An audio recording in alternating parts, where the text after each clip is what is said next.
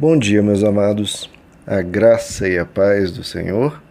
Hoje vamos estudar o Evangelho segundo João, capítulo 7, verso 1, que diz: Depois disso, Jesus percorreu a Galileia, mantendo-se deliberadamente longe da Judéia, porque ali os judeus procuravam tirar-lhe a vida. Bom, queridos, aqui terminamos o capítulo 6, e vamos agora para o capítulo 7, e aqui há um hiato de tempo entre o final do capítulo 6 e o início do capítulo 7. Alguns estudiosos supõem que aqui há 6 meses de intervalo entre um acontecimento e outro. Então, o Evangelho de João omite, não menciona muitas coisas que nos outros evangelhos você pode encontrar. Nós já explicamos o porquê disso, O Evangelho de João foi o último a ser escrito, então os conteúdos que já haviam nos outros evangelhos, João muitas vezes não achava necessário mencionar novamente. Você pode procurar nos outros evangelhos. Então, João ele procurou adicionar muitas coisas que faltavam nos outros, em termos principalmente dos longos discursos de Jesus, como nós vimos no capítulo 6. Bom, e nesse pequeno verso nos diz que Jesus continuou na Galileia, evitando ir à Judéia, porque o mais natural, o mais esperado, era que Jesus fosse para a Judéia. Afinal de contas, a Judéia era a região de Israel mais importante, onde estava localizada a capital, Jerusalém, onde estava localizada a liderança política, onde estava localizado o templo, e, portanto, a liderança religiosa, etc, etc. Mas, por que Jesus não foi para a Judéia e permaneceu na Galileia? Porque o texto nos diz que os judeus procuravam tirar-lhe a vida. E, queridos, o que a Bíblia nos ensina? A Bíblia nos ensina que nós devemos procurar aprender de Cristo, sermos imitadores de Cristo. Então, Jesus tinha 2 opções: ir para a Judéia ou ir para a Galileia. E aí vem a dúvida: qual dessas 2 opções eu devo seguir? Algo comum na vida de todo ser humano. Você tem 2 opções e você não sabe qual delas escolher. Ora, queridos, faça como Jesus, use a sabedoria, use o bom senso. Porque qual foi o critério que Jesus utilizou? O texto nos diz: ele não foi para a Judéia porque ali procuravam tirar-lhe a vida. Então, qual o critério que Jesus utilizou? Olha, tem um lugar que estão querendo me matar, e o outro, as pessoas estão ouvindo com alegria, muitos estão recebendo a mensagem. Então, o que eu vou fazer num lugar onde as pessoas só querem me matar e me perseguir? Não, eu vou para o lugar. Então, usa-se a sabedoria, que muitas vezes se perde no contexto religioso, queridos? Nós precisamos lembrar que a palavra de Deus nos ensina a buscarmos a sabedoria. Deus, o próprio Deus, elogiou Salomão quando ele pediu sabedoria. O livro de Provérbios é um livro de sabedoria, porque na sabedoria você vai tomar decisões, você vai conduzir a sua vida de uma maneira muito própria. Mateus 10, por exemplo, Jesus diz para os seus discípulos: quando vos perseguirem numa cidade, vá para outra. Não perca o seu tempo numa cidade onde não querem, vá para outra. Então use essa sabedoria. Olha, se tem um lugar que as pessoas não te recebem, não te querem, não vá para lá.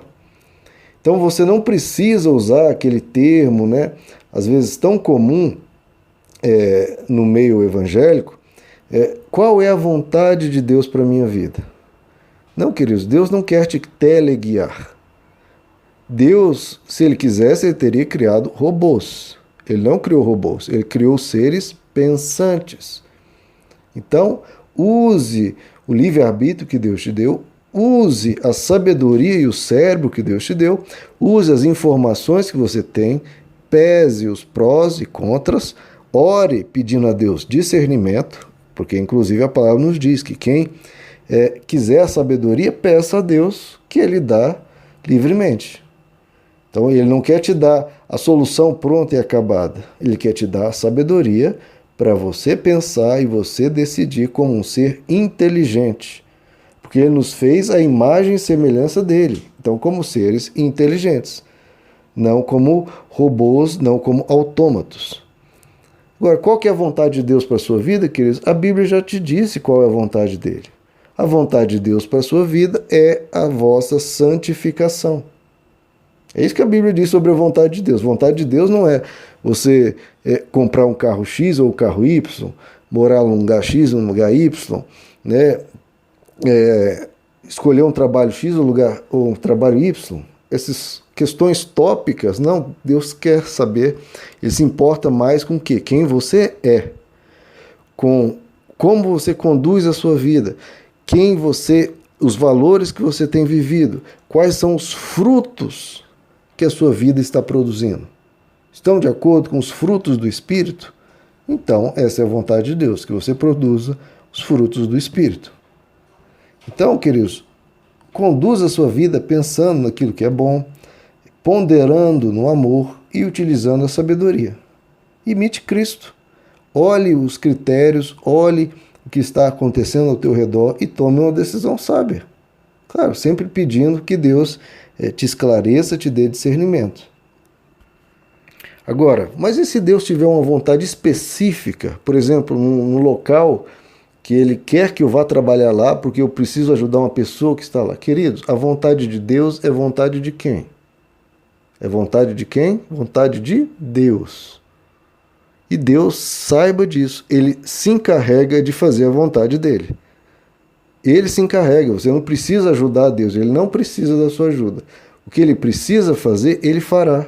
Seja se encarregando de que aquilo aconteça, mesmo sem você nem saber, ou mesmo Ele te revelando da forma que Ele escolher.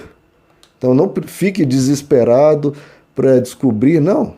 Se a vontade é dele, Ele mesmo vai se encarregar de realizar ou revelar aquilo. Agora conduza a sua vida com naturalidade. Quando Ele precisar intervir, que não é o tempo todo, pelo contrário, é de forma esporádica, Ele vai intervir e não se preocupe que Ele sabe fazer o trabalho dele, Ele sabe lutar pela vontade dele. Bom, queridos, e continuando, interessante ver que os judeus procuravam tirar-lhe a vida, ou seja, um povo que conhecia a Bíblia, um povo que se dizia temente a Deus, um povo que se achava superior a todos, estavam querendo matar. Matar. Veja que coisa horrível. Matar. Aqui nesse capítulo 7, Jesus vai dizer mais à frente: olha, vocês dizem que seguem a lei de Moisés, mas vocês não a cumprem, porque a lei diz para não matar e vocês procuram me matar. Agora, queridos, o que a gente deve aprender para a nossa vida aqui é a hora, o momento que você permitir que a sua religiosidade, o seu zelo por Deus, mesmo que esteja baseado em uma suposta passagem bíblica, se esse seu zelo te der autorização para odiar, ofender, perseguir, maltratar, humilhar, você já está se afastando de Deus. Não importa que passagem bíblica, que suposta interpretação, queridos, você não tem direito de ser mau. Deus nunca vai te dar autorização para ser uma pessoa má. Não. Odiar, ofender, maltratar, humilhar, não, nada disso pertence a Deus.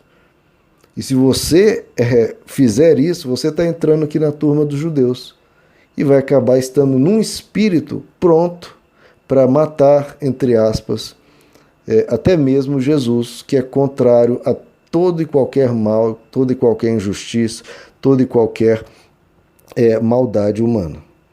Então não permita, queridos, não pense que você encontrou algo que te permite fazer o mal. Você pode ter certeza, você está interpretando erroneamente, não está enxergando o contexto da história, etc, etc. Olhe sempre para Jesus, queridos. Olhando para Jesus, você nunca vai se enganar. Olhe para Jesus, como ele agia. Ele nunca foi mau, ele sempre andava em amor, sempre procurando o bem das pessoas, sem gritar, sem ofender, sem humilhar a ninguém, nem os piores pecadores. Jesus era sempre bom. E outra coisa interessante, queridos, aqui, veja, nesse texto nós vemos que Deus não faz acepção de pessoas. Não faz. Por quê? O que as pessoas esperavam? Olha, Jesus, você tem que ir para a Judéia, porque lá estão os grandes líderes, lá estão os grandes sábios, lá estão as pessoas mais importantes, os mais ricos, os líderes, os políticos, etc. Era tratado como que os cidadãos da Judéia fossem mais importantes que os da Galileia. Eram mais famosos, mais ricos, políticos, líderes, etc. Mas, queridos, para Deus, Deus não faz acepção de pessoas. Não faz. Um galileu para Deus é a mesma coisa do que alguém da Judéia. Ah, mas e se da Judéia for mais famoso, mais rico, mais poderoso? E daí? Deus não faz acepção de pessoas, queridos. Porque às vezes as pessoas pensam, ah, mas por que o cristianismo pega pessoas incultas, pega pessoas pobres, etc. Deus não faz acepção, queridos. Da mesma forma é Deus com os pobres e incultos em relação a ricos e cultos. Se um rico e um culto não quer Deus, olha, Deus não está muito preocupado, queridos. Ele se importa, ele gostaria. Mas se essa pessoa não quer, Deus não vai ficar chorando, não. Ele vai atrás daqueles que querem. Se forem pobres, se forem simples, Deus não faz acepção de pessoas. Abraça todos igualmente. Deus quer alcançar aqueles que querem. Se os poderosos não quiserem, não vai fazer falta para Deus. Vai fazer falta para eles. Eles sim. Então, esses sábios que não querem Deus são nada sábios, são tolos. Os ricos estão sendo pobres ao rejeitar Deus. E os pobres, ao abraçarem a fé, estão sendo ricos. E os incultos, abraçando a verdade, estão encontrando a maior sabedoria do mundo. Então não pense que Deus precisa dos ricos, Deus precisa dos sábios. Não, é eles que precisam de Deus. Agora, aqueles que têm menos, sabem menos e vão até Deus, bem-aventurados eles são. Amém, queridos? Que Deus os abençoe, a graça e a paz do Senhor.